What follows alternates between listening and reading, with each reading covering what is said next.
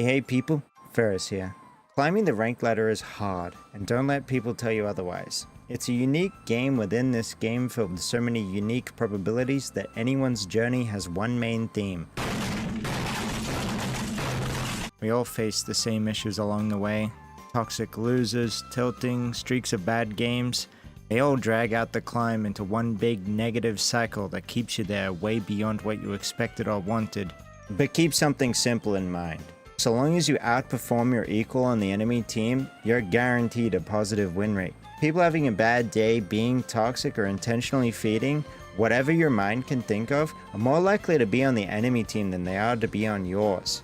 So focus on the whole journey over these many games, over the individual wins and losses as you come across them. I'll share my journey, since my recent escapades are a perfect example of the 3 stages you'll probably find yourself going through if you're climbing the ladder. After my outside streams were universally found to be more fun than anything I could pull off inside, I moved my entire setup outside, and you can still find me there today.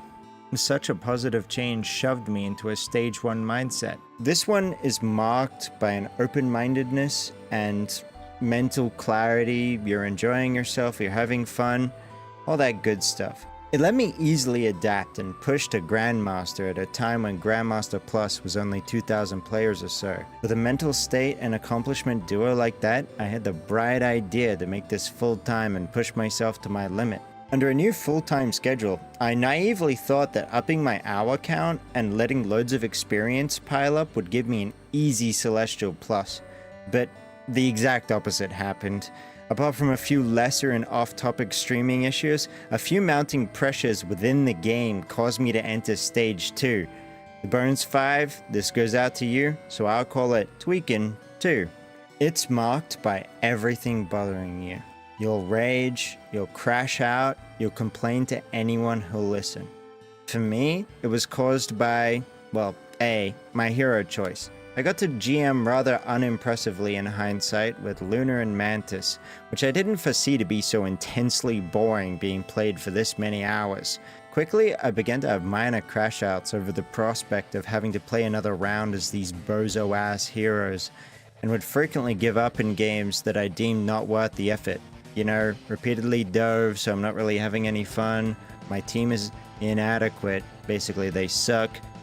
It was more flirting with Stage 2 than being fully in it, as I'd frequently take breaks to go play variety or just dick around doing whatever I wanted. But unfortunately, I didn't reset my mental properly back to Stage 1 before attempting something new. In a feeble attempt to fix this flirtation, I spent a few streams in quick play searching through characters, naively thinking swapping to DPS would solve all my boredom problems.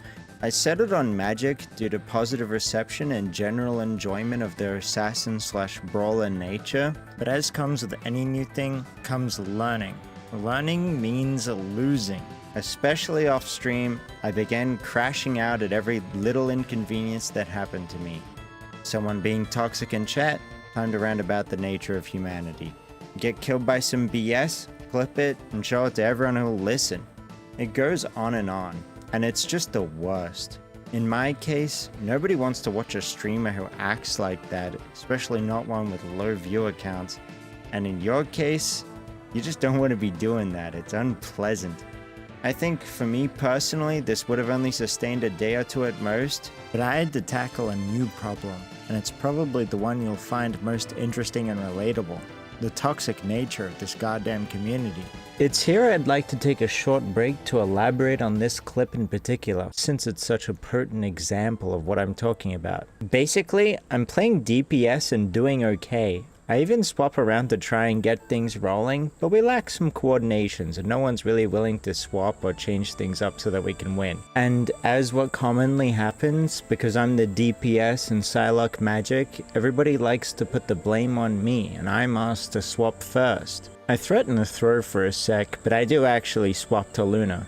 And the same team problems persist from before. We lose, and now that my team doesn't have the pick to blame, I just start getting flamed for everything that can come to mind. I deserve it a little here because of the sarcasm, but this happens most of the time, and every other time I'm not talking.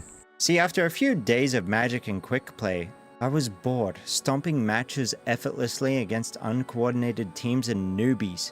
I really needed people who knew what they were doing, and the only place you can find that is ranked. The denizens of ranked are going to be looking out for weaklings, and as a result, are going to use any excuse they can to start lashing out in chat. Don't let them get to you.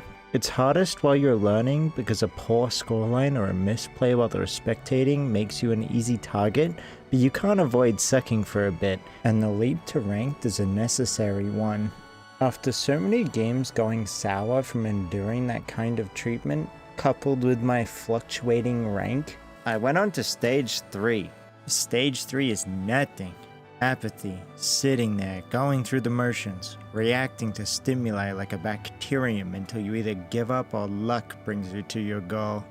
I queued up over and over again for, well, I don't even know, because it was there, something to stream, something to play. Looking back on it, it was hellish. But in the moment, I couldn't even tell it was happening. Arguably, Stage 3 is worse than Stage 2. Stage 2 has a ton of passion you can latch onto and figure out what's going wrong, while Stage 3's mindless zombie state is barely something you'll even recognize while it's happening. You'll just go through game after game, not thinking about anything that you're doing.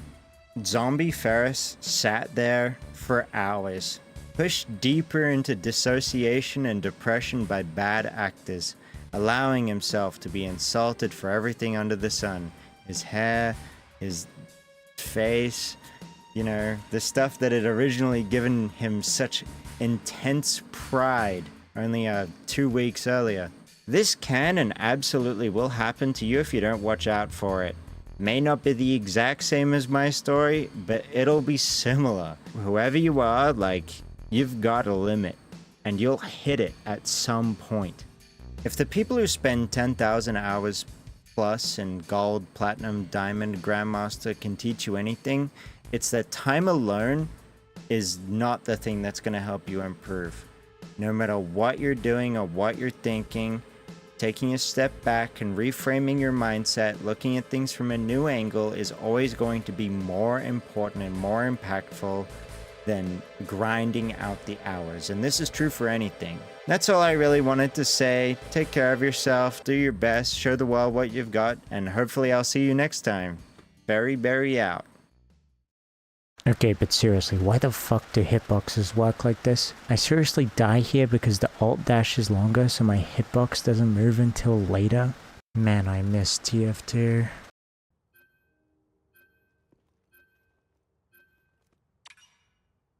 What the fuck?